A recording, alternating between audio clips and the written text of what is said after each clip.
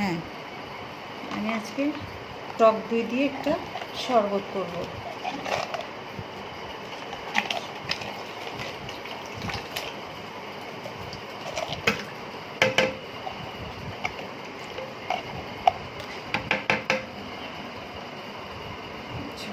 এখন আমি দেব 2 চামচ চিনি,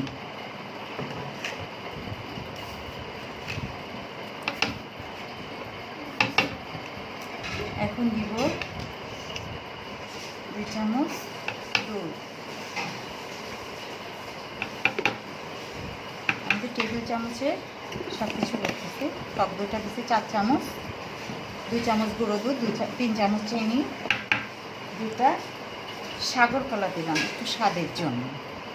এবার আমি এর ভিতরে দিয়ে দেব পানি।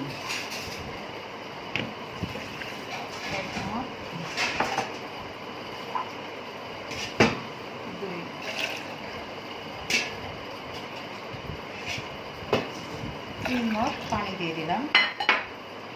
এবার আমি এটাকে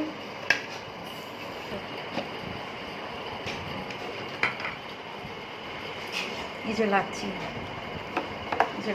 টক দই 4 চামচ দিলাম। সব কিছু দিয়ে টক দইটা দিয়ে কলা, সাগর কলা, দুধ, চিনি একটা লাচ্ছি, সুন্দর একটা লাচ্ছি বানালাম।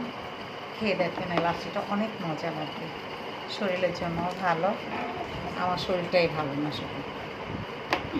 আচ্ছা, আল্লাহ হাফেজ। আপু, ভাইয়া, সবাই, ছেলে মেয়ে সবাই মিলে আমাকে দোয়া করবেন।